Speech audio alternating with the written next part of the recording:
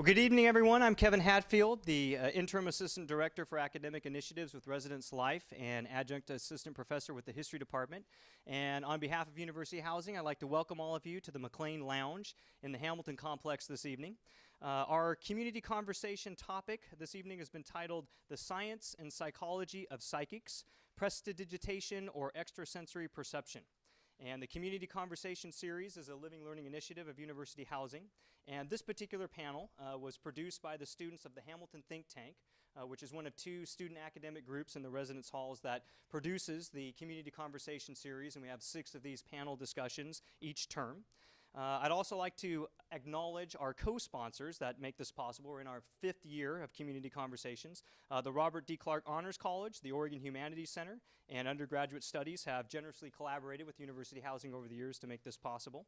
I also wanted to point out, you've probably noticed we've got some comment cards on your seats this evening. If you could take a moment and fill those out before you depart this evening, we'd appreciate your feedback. So we've got golf pencils around here as well. I think Katie has those to distribute if you don't have a writing implement with you. A few other things I wanted to mention before I introduce our panelists this evening. Barbara Jenkins, who's just entering, our library partner. Barbara Jenkins is the psychology subject specialist and also the head of the reference department. She's generously put together an annotated bibliography for our panel discussion this evening, and I think Barbara has some copies with her. And we also have that available online at the library's website. We actually have a Community Conversations website with all of our past panels and bibliographies. And I believe Barbara also brought some copies of The Skeptical Inquirer. Is that or not? I did. I brought one. Okay. Just so people know what it looks like. Great. Thank you very much. And we can pass that around this evening. It's on the bibliography. So without further ado, I'm going to introduce our panelists and turn over. We have 2 panelists this evening, and it's our honor to welcome Dr. Ray Hyman. He is a professor emeritus with the Department of Psychology at the University of Oregon. And Ray can correct me if I have any of this incorrect, but I'm going to give a little background. I think Ray is recognized as one of the progenitors of the modern skeptical movement. He specializes in cognitive psychology and psychology of human error, and he's devoted much of his academic research to kind of critical peer review of paranormal research and parapsychology. Dr. Hyman completed his doctorate at the Johns Hopkins University. He also taught at Harvard University before joining our faculty here at the University of Oregon. He, I believe, with some fellow skeptics, founded the Committee for Scientific Investigation of Claims of the Paranormal in 1976, which is the organization that publishes the Skeptical Inquirer magazine, of which we have a copy this evening to pass around. I also wanted to acknowledge Janine Denoma, who played an important behind-the-scenes role, and she's over here this evening helping us make contact with folks. And she is the president of Oregonians for Science and Reason. And I believe some of her fellow members have joined us this evening as well, so welcome. John Donovan is our other panelist this evening. He is the director of the CAMCORE Microanalytical Facility, and CAMCORE is the Center for Advanced Materials Characterization in Oregon. And John was nice enough to let me jump on a tour of our new underground building on campus a few weeks ago. He was also a principal designer of the ONAMI Research Center, and that's the Oregon Nanoscience and Microtechnologies Institute. And I think what the students were the most excited about, why John was joining us this evening, he's the instructor for the perennially popular freshman seminar titled Weird Science, and I believe he's going to distill some of his engaging pedagogical and scientific questions for us here this evening. So if you would join me in welcoming John Donovan and Ray Hyman this evening.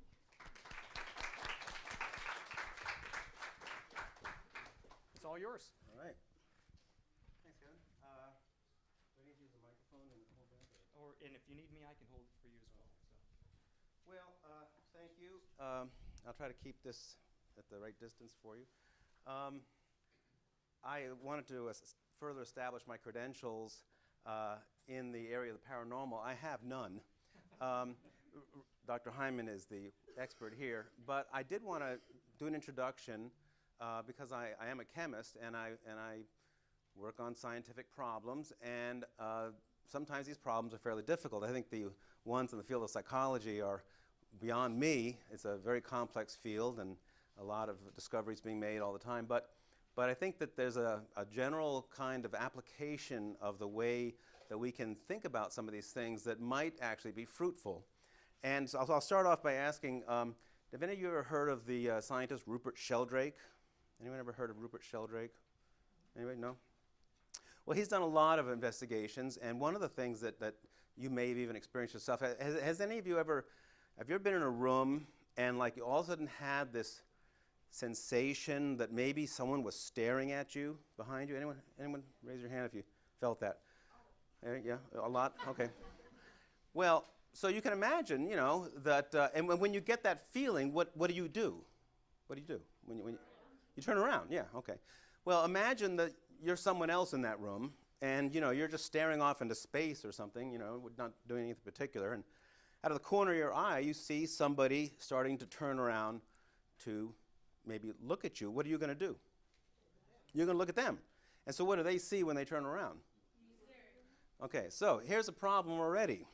So how do we differentiate between something that is paranormal, and maybe your brain has a little clock in it that every once in a while says, if you haven't looked behind you in the last 10 minutes, look behind you.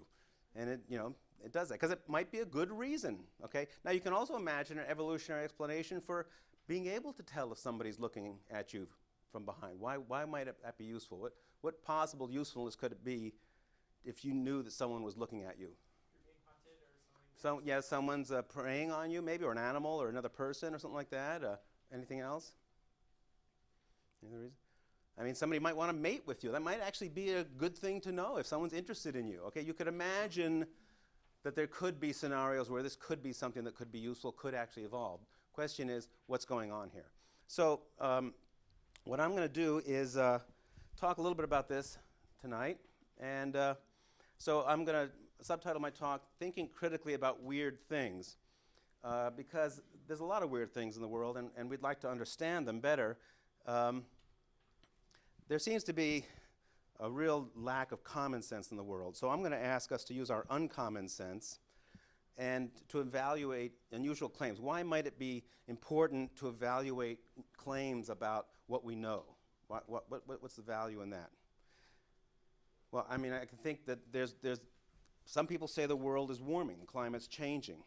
Okay, it might be useful to try to figure out what's going on here. Okay, so how do we evaluate people who make claims? Okay, well, there's various methods. One of the most popular that we use is science, and the only reason that scientists can make progress is because they're aware that we sometimes aren't as good at figuring things out as we might think we are. So I'm going to talk a little bit about that. I'm going to talk about the ways in which we might fool each other and ourselves. And so, does anyone know who this guy is? Anyone recognize this person? No? Yeah, looks like your dad. Kind of looks like my dad actually too. As a matter of fact, I think, matter of fact, he had that same tie. I think. But yeah, so this is Richard Feynman, who you may have heard of, Caltech Nobel Prize-winning physicist, and he said a lot of very pithy comments. But one of the things he says was the first principle, if you're trying to figure out what's going on, is that you must not fool yourself. The problem is that you're the easiest person to fool. So that's a very good, a very wise comment, I think. And how do we fool ourselves? Well, first of all, let me make a comment. Scientists are not above being fooled by themselves. Scientists are human. Scientists make mistakes just like everybody else. Scientists also, though, know that they can fool themselves. So they built into this system of science some feedback, some self-critical mechanisms to try to figure out when they're fooling themselves. And so just to kind of a little history here, famous sayings of people, Louis Pasteur's theory of germs is ridiculous fiction. Okay, that was 1872. And let's see, the most important fundamental laws and facts of physical science have all been discovered, and these are now so firmly established that the possibility of their ever being supplanted in the consequence of new discoveries is exceedingly remote. That's basically saying we know everything. That was in 1894, just before the discovery of X-rays and radioactivity. So you might wonder if scientists really know anything. X-rays are a hoax. That was Lord Kelvin, very famous scientist. The energy produced by the atom is a very poor kind of thing. Anyone who expects a source of power from the transformation of these atoms is talking moonshine. That was Ernst Rutherford, very famous scientist, Nobel Prize-winning scientist also. Now, of course, scientists aren't the only people that make bad pronouncements, predictions about the future. But if you're a pessimist, of course, you might think of Max Planck, who basically said that science advances one funeral at a time. But I'm more optimistic than that. I think actually we can make progress within our lifetime. And, but the problem is that we do have these things that draw us in. We have an automatic predilection to certain kinds of evidence. Storytelling is one thing. We'd love, all of you know the urban legends, the myths that you hear passed around, you know, that, of course, when I was a kid, it was alligators in the sewers of New York, and now it's, I don't know, there's all kinds of stuff going on. So, but we like stories. We enjoy stories. We enjoy storytelling, okay? So this is kind of something that is really part of us, you know? It's part of probably our cultural, even maybe evolutionary history. We prefer personal stories. Like, if we're going to buy a car, if our uncle had a bad experience with a GM product, we're going to pay much more attention to that than Consumer Reports. You know, it's just because we know the guy, you know, and so we listen to that. Now sometimes this kind of information can be very useful. There's examples of it when storytelling is useful. And an example that I often use is safety information. Little Red Riding Hood. You know, don't go play in the woods because there might be a wolf there, and when the story first started getting told in Europe, there still were wolves there and could get eaten and carried off or something. So sometimes safety information is really good. So the car crash, the guy who lost his thumb, the uncle who's got, you know, one finger. I mean, all these kinds of stories are sometimes very useful. They're vivid. They're vivid, they stay in our minds, they're useful. But they're not necessarily representative. We relate to the personal level of information, emotional information. If it has emotional content, that's why the politicians always try to key into that emotional response. I'm just going to show you some statistics here. This is units of deaths per billion. This is how often, keep hitting that. This is how often, this is how many deaths you might expect with 1 hour of exposure for various activities. And of course, statistics lie all the time, but it's just interesting. I might have there's a 1 in a billion chance that I could croak right here in front of you over the next hour. Pretty low odds, I'll take a chance. Being vaccinated, a little more risky. Living where snakes are present, 3.8 deaths per billion. Bus or rail travel in the US. Child asleep in crib. Being struck by lightning. 200 deaths per 1 hour exposure per billion people. Amateur boxing, a little more risky than being standing on a lightning storm. Climbing stairs, coal mining, what we think of as a pretty dangerous activity. Hunting, that sounds dangerous to me. Could be dangerous because guns are involved. Automobile travel. It's more dangerous to ride in your car for 1 hour than to work in a coal mine for 1 hour. Okay, something we all do freely, and we don't seem to mind that much. Air travel. Now, notice this is a great example of how statistics can fool you. This is per 1 hour of exposure. So riding in a car for 1 hour is probably a little less dangerous than riding in an airplane for 1 hour, but per mile, the airplane's much safer. So that's an important thing to keep in mind, how these statistics are compiled. Cigarette smoking, we all have been told that's bad. Small boating. Swimming, motorcycle riding, serving in Vietnam, that's pretty risky. Canoeing, pretty dangerous activity. Better volunteer for the draft. Motorcycle racing, alpine mountaineering, pretty darn dangerous. And the most risky thing I have in my, professional boxing, sorry, I left that out. Professional boxing, very dangerous. 70,000 deaths per billion with 1 hour of exposure. And giving birth is actually most dangerous. Yet, we choose our risks, apparently. So we don't evaluate these things very well. We seek to confirm rather than question our beliefs. We look for evidence in support of what we think we know.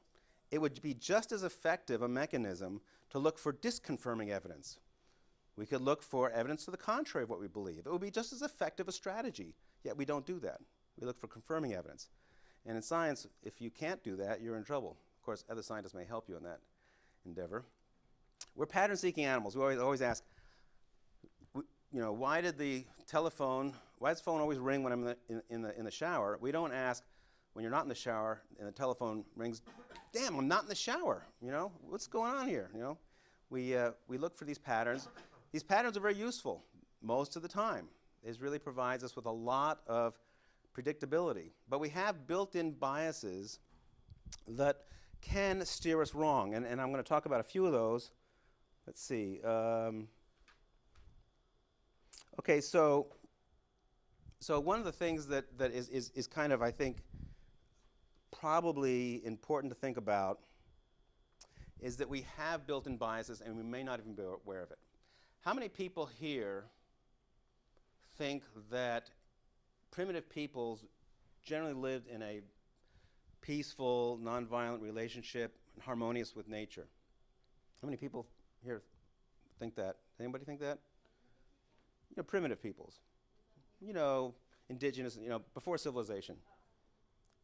Does anyone think that the Native Americans were generally peaceful or anything like that? Or okay, no one's got one there.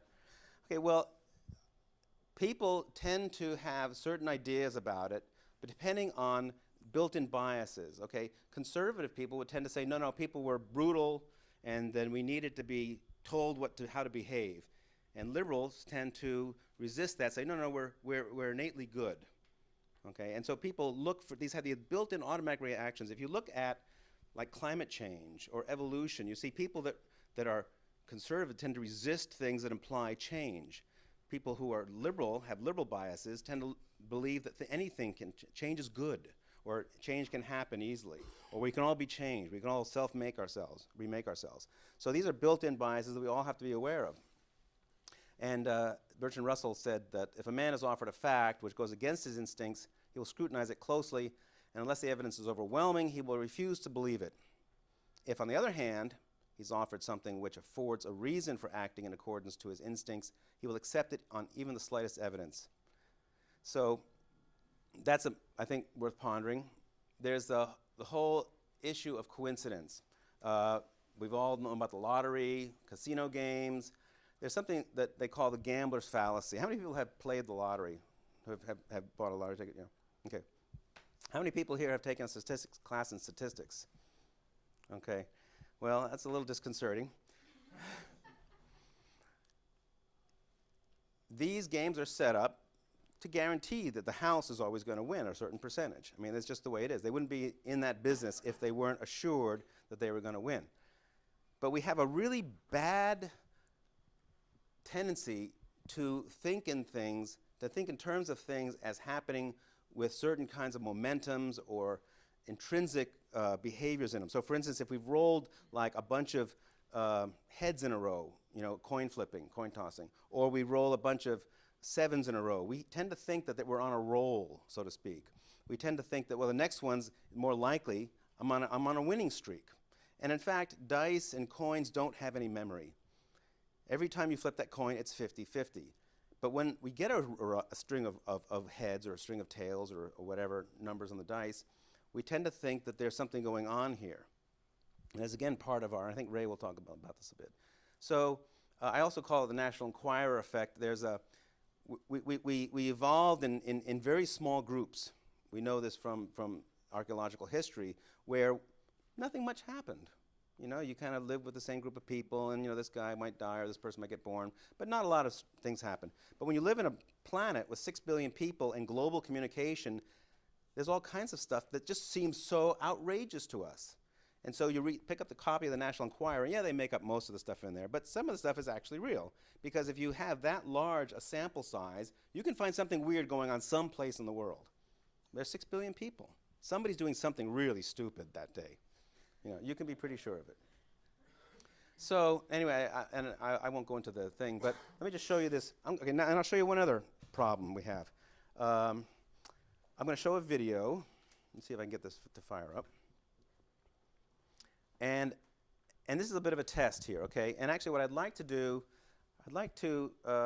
maybe, let's test the men against the women. I'm going to poll you guys afterwards. We'll see who does better on this test. Okay, we'll try the men and the women. So just resume movie, maybe. Okay. If you've seen this, just be quiet and just enjoy. Let's see. So what you're going to see here is you're going to see a short video. It's a very short video, and it's going to go very quickly. It's going to start right away, so you have to really be ready to watch it. You're going to see a small group of students playing basketball, passing a basketball around in a hallway. And some of them are going to be wearing white shirts, and some of them are going to be wearing black shirts. And your task is to count the number of times the basketball is passed from a person wearing a white shirt to another person wearing a white shirt. Okay? So count the number of times the basketball goes from one white-shirted person to another white-shirted person. There's going to be 2 balls in play, so it does take some attention, okay? So when it starts, and it's going to start right as soon as I say go, start counting. And count to yourselves, please. Count to yourselves, please. And then we'll take a poll. Okay, you ready? Let's see if we can do this here. Ready? Here we go.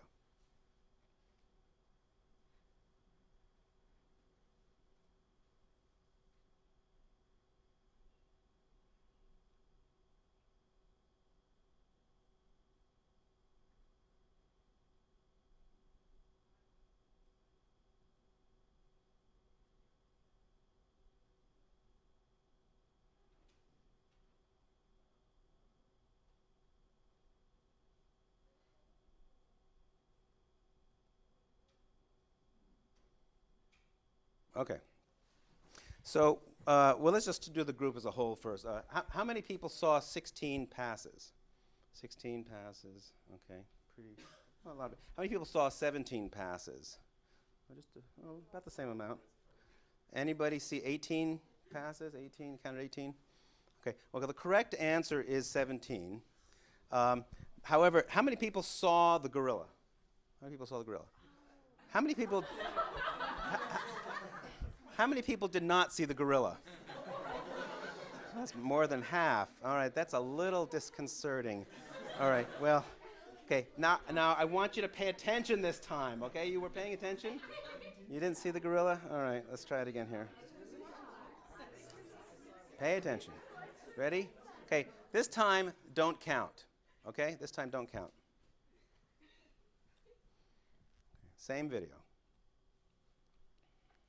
Some people don't believe me when I say it's the same video. It's exactly the same video.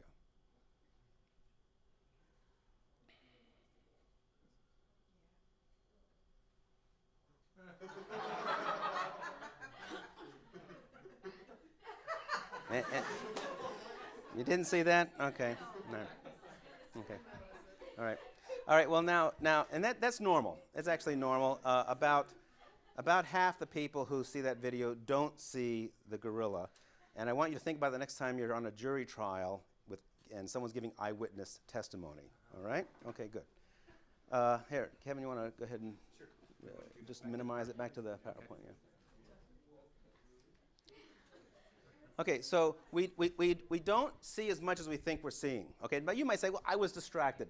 You know, this woman here said, well, I was watching the ball. You know, and that's a good. I can see why you might think that. So now I'm going to give you an example where you're going to concentrate. You're not going to be distracted. And I want you to see. Sorry about that, Kevin. That's okay. Start over. Okay. Okay, one more.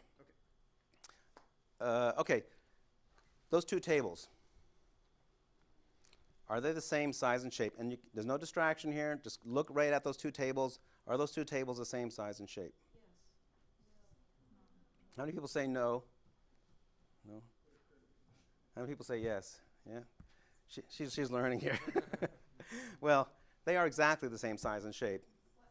And whatever. Okay. Well, let's John, the question is, are you asking him about the 3-dimensional projection? The tabletops, yeah, the tabletops, yeah, sorry. What I want to ask him is, those tabletops, forget about their, on the flat of the surface, are they the exact same shape or not? That's the question. Right, you're right.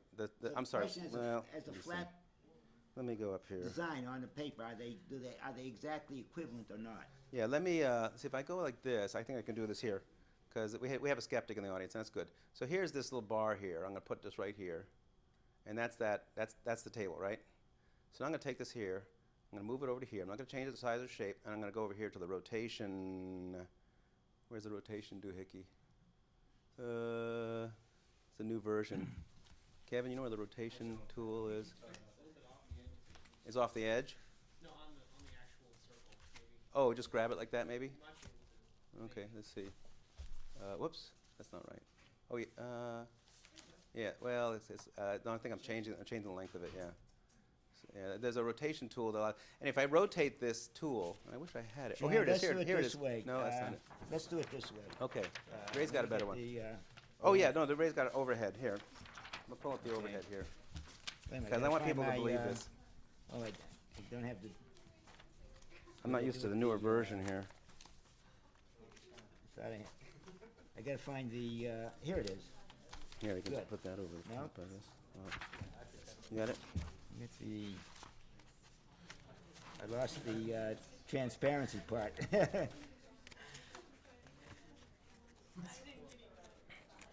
I hope I can find that Got rotation. it in here somewhere, but I can't find it. Huh. I wonder where the rotation thing is here. View, insert, Well, tools. I'll find it later. Okay. Go on. Anyway, I'm gonna continue, but I mean but you know, if you don't believe me, my office is 210 Cascade Hall. I've got a piece of paper. We can cut it out with scissors, and we can do it. We can do the experiment. Do the experiment. That's the one thing I'm asking you to do today. Do the experiment. Okay. So as I think you saw here, our perceptions are influenced by our expectations. Those table legs really throw us off. Distraction, as I just showed you in the gorilla video, and hallucinations are more common than we actually realize. We're great perceptual observers. We actually cross the street most of the time without getting killed. Now, we don't all cross the street all the time without getting killed. Some of us don't make it across the street, but generally we do. So we're actually pretty good at it. But there's other things that we're not so good at. This is, I think, is a great one. This here is a stationary, static image, but it looks like it's moving. And no matter how much more you stare at it, the more it looks like it's moving. So this is, you know, and I mean, how many are on drugs here tonight? Me? No. Well, nah. Oh, that's a dangerous one. Even drug-free, you'll see the hallucination there. So here's another good one. Another example. Look at square A, and look at square B. Are they the same shade of gray or not? Yeah, some people are wising up. They don't. I can tell you they do not look the same shade of gray to me because I'm human. Is there anybody here that thinks they do look like the same shade of gray? Anybody here? No one? Yeah, that's the alien. Get him. No. Same shade of gray. See, I'll go back and forth. Same shade of gray. Hard to believe. Your brain is telling you one thing, and it's not reality. Okay, so we oversimplify. As I mentioned, our perceptual systems are very highly tuned. They're very reliable most of the time, but they're not perfect. They're fallible. And our cognition doesn't make mistakes. Here's a great one. Anyone seen this picture before? The face on Mars? Yeah, that was one of the early pictures. And we look at that, we see a face. Every mammal sees a face. There's a reason for it. There's actually, Ray can talk about this, is actually a part of the brain that's actually programmed to identify faces. Turns out that when you're a mammal species, dependent on your parents, it's a good thing to respond to your parents. You get taken care of better. So this is a good reason for recognizing faces. These are some more recent pictures, 76 and 2001. And if you squint, you can still see, even in that one that's kind of crisp, you can still kind of see a face there. Here's a real recent picture. And you see it's just a mountain. But if you squint your eyes, just do this kind of thing with your eyes and look at it, and you can see the face, kind of. Very low resolution. It's like the man on the moon, exactly. Okay. Pareidolia is the technical term for seeing faces or objects, you know, in random things. What's it called again? Pareidolia. Well, that's cultural, right? Because the Chinese see a rabbit in the moon. Well, we all see something. Yes, so it's partly cultural, but partly it's built into us to see something. We're looking for, and we see it. We're real good at seeing faces. You know, you've seen the, you know, Elvis's face on the peeling paint, or Jesus in a tortilla, or the Virgin Mary on a cheese sandwich, or whatever. So we're really good at picking those things out. Here's another one. This is actually just over the border, Medicine Hat in Canada, and you can see. Does everyone see the face there? And what scientists haven't yet figured out is why he's wearing headphones. That's something we're still working on there. But we see these things. You know, it's just rock, yeah, just eroded rock. Yeah. So we also have, I'll just mention very briefly, we have a very poor grasp of things that are outside our evolutionary experience, deep space. How many people, if I took a piece of newspaper, single sheet of newspaper, one sheet of newspaper, and I fold it in half, and I fold it in half again, I fold it in half 100 times, how thick do you think it would be? Just call out some numbers. How thick would that piece of paper be? Fold it in half 100 times. Give me some numbers. An inch? Centimeter? Reach the sun? Okay, well, there's someone out there. Anyone else? How thick would it be? Fold it in time. A regular sheet of newspaper, fold it in half 100 times. Huh? If you could. If you're real strong. If you're really strong. It would be super thick. How thick? 100 times a sheet of paper? If you actually think about it, you're doubling it each time. It actually turns out to be about the width of the observable universe. Okay? We don't have a good sense of these kinds of numerical problems. Deep time, we just can't, we can think of a year, maybe 10 years, a lifetime, a couple of lifetimes, our grandparents. When it gets beyond that, we just start to lose it. How could so much have happened in that amount of time?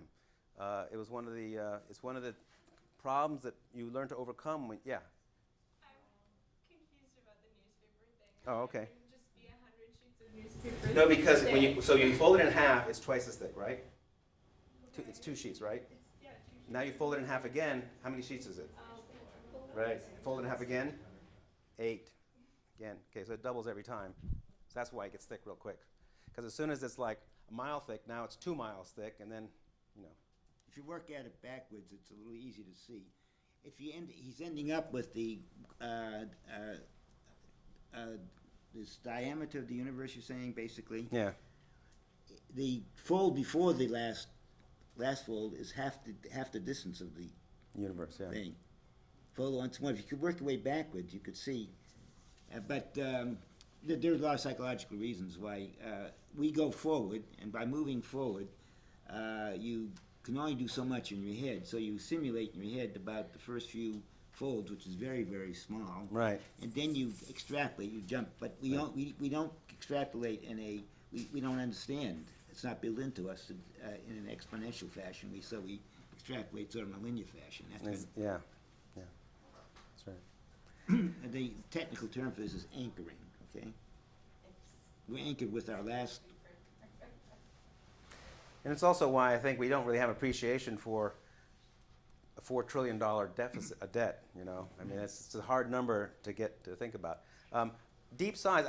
So my field is nanotechnology, and it's hard sometimes to explain to people what we're talking about. But if you think in terms of a meter is about like this, and a millionth of a meter, of course, is a micrometer, and a human hair, it varies from like say 50 to 100, 150 micrometers. That's a human hair. Okay, so what I work in is in the nanometer range, which is the thousandths of a micrometer. It's a nanometer, and the best way to, and you're always trying to think of ways how do you get people to grasp that. Well, a nanometer is about how fast your fingernails grow in 1 second. That's a nanometer. But these are all things that are very difficult for us to work with. So here's what I want to end up with. We prefer bad explanations to no explanation at all. We'd rather have a conspiracy theory to no theory. We'd rather have a bad theory to no theory. We'd rather have a ridiculous theory to no theory. Well, why is this? Well, we don't like the unknown. When a natural disaster occurred in primitive times, or a flood, or a storm, or earthquake, this is a picture of the Lisbon earthquake, 1754, I think. 90,000 people were killed. People want to know what is going on here. What's happening here? Well, God was really mad at us. Nowadays, we're pretty sure that it's like, tectonic plates that are moving relative to each other, and when one's sliding on another, every once in a while it gives a little lurch, and that causes a seismic wave to go through the rock, and it causes buildings on the surface to topple and fall down. We're pretty sure about that explanation. But before that, we had that explanation. We had a bad explanation. We had that, well, somebody was mad at us who was very powerful and could cause this. Same thing about the cosmogenic origin. We come up with, a turtle sitting on the back of a turtle holding an egg or something like that, or it's just, we want an explanation even no matter how bad it is. And it's hard to resist that. And we apply this to all kinds of things. This brings up the other aspect I just want to talk about very briefly is this HAAD, HAD, is this hyperactive agency detection. We'd like to believe that there's a reason for everything that happens. We don't like random chance. We want to have control over our environment. We want to have control over our lives. We don't want to experience uncertainty and just contingency. We don't want that to be at the mercy of the universe. So we think that if something happens, it happens because there was a reason for it. And that's a very seductive thing. We have to be careful about that. Because sometimes shit happens. That's the best way of saying it. All right, so man is a credulous animal and must believe something. In the absence of good grounds for belief, he will be satisfied with bad ones. And that was Bertrand Russell. So I just want to end up with some conclusions here to segue into Ray's talk, where he's going to talk about some specifics about the paranormal world. I think it's important to understand how much we do not know. I can guarantee you that we know a lot less than we know. We know a lot, but we don't know more than we do know. We should gain awareness of our built-in cognitive biases and our deficiencies. We have built-in responses to certain situations. We got to learn to recognize those and understand when we're being guided by ourselves and fooling ourselves. I would say adopt a questioning and skeptical aspect to life. That's the byline of a scholar. And don't take my word for it, investigate it yourself. All right, and so I'm going to leave with this last quote here to go into Ray's talk here by William Gilbert, who probably the first modern scientist, worked on magnetism and all kinds of interesting things. He said, in the discovery of secret things and in the investigation of hidden causes, stronger reasons are obtained from sure experiments and demonstrated arguments than from probable conjectures and the opinions of philosophical speculators. So he's saying, show me the data, and I think that's a good thing. So now I think Ray is going to show some data. All right, thank you.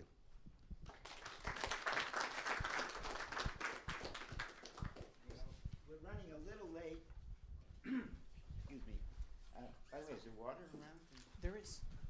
Oh, good. It's right on the table in front of me. I didn't see it. It's just like the gorilla.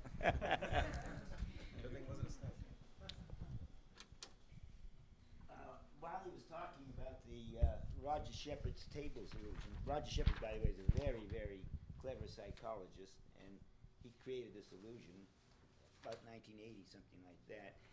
I thought I had the overhead for it, but I don't. For some reason, I lost it, but I have the printout. And I have this thing, and I'm going to pass it around so you can see for yourself. It's very powerful. This table, forget about it being a table, just this trapezoid figure here exactly matches this one there. That's the illusion. But it's hard to see. Even when you know it, it's impossible to see it that way, because we are wired to take this as a 3D projection. We're just wired that way. And we're also wired to not to take this. There's actually an infinite number of shapes that could project this onto a flat surface like this. But we're wired to take the one, to pick one. We always do, and make the best guess. And it's done automatically for us. And as a result, our best guess is that these are tables, which if these were tables in 3D, these tops would not be the same. It's impossible. But on the flat surface, they are. And so I'm going to pass this around so you can try it yourself. This just fits over this one right here, exactly. If you just try it yourself. And then, if you move it, you'll see this exactly fits on that one. Now, try it yourself. If you don't believe it, you hand it around. Okay. Now, let me begin by saying that I'm going to try and be shorter than I would have been otherwise, because I want to leave time for you people to interact, ask questions, so on. I think John has actually given you enough material so you can jump in with questions. He's given you a lot of good reasons why we get to believe things that aren't so. My interest in all this goes way back. I've always been interested in smart people and the great achievements that the human mind is able to come up with in art, science, and so on. It's fantastic. The human mind, the human cognition is beyond doubt one of the most amazing things ever. At the same time, I've been interested in people who do very stupid things and get involved in very stupid things, get to believe and defend crazy things. And I'm most interested in when it happens all in the same person, when you get a very brilliant person, a great scientist, or a great mind, who also does some very stupid things, goofs. And that's what I'm fascinated by. Now let's take you back to the, just to pick an area, a time, the Victorian era, the late 1800s. In the middle of the 1800s, two little girls in upstate New York, the Fox sisters, Margaret and Katie Fox, playing tricks on their parents, but it got out of hand, and 50 years later they finally confessed. But they began playing tricks on their parents. Boy, are they in trouble. What's that? Boy, are they in trouble. Yeah. Well, they began, I'm sure it began as a prank they were playing. They lived in an isolated house in Hydesville, New York, and it was very lonely then. There was no television, no Nintendo games, no radio, so on. And so they began creating snapping noises around themselves. When they were in bed, the parents would go and hear these noises. And Mrs. Fox, telegraph had just come on, and even already people were amazed that you could send messages, through dot dashes and stuff, over long distances, over wire. This was a miracle to people. And so there was some people thinking, well, maybe we can develop a spiritual telegraph by which we can communicate with the other world. And so when the Fox sisters were producing these sounds, and the parents didn't know where the sounds were coming from, Mrs. Fox decided to ask questions of the sounds. And she said, if you're, how old is my youngest daughter? And she got 1, 2, 3, 4, 11 sounds, and that was just right. So it must be some intelligence producing that. And then she asked the other questions. She worked out a code, and pretty soon the world just erupted with people, all kinds of people who said they were mediums who could contact the spirit world. In this context, a lot of scientists also got involved. And they were looking for any sign now that the spirits were among us. And it turned out that very mundane things like bells, or children's little accordions, or tambourines and stuff like that, they'd be on a table in a dark room, the lights would go out, and these tambourines would start shaking, and the accordion would start playing, and when the lights went on, the medium was out of nowhere near that, so the idea was that something had to produce this, had to be the spirits. And in that context, people gave it a lot of meaning. I'm going to give you one example. Now, you're going to think, how could anyone fall for this kind of stuff? But the very fact that you're going to think that, you may even laugh that anyone could fall for this kind of stuff, means that you're probably a victim of what psychologists call the not me syndrome. You're saying, that couldn't happen to me. Well, it can happen to all of us. You all can be taken under the right circumstances, believe me.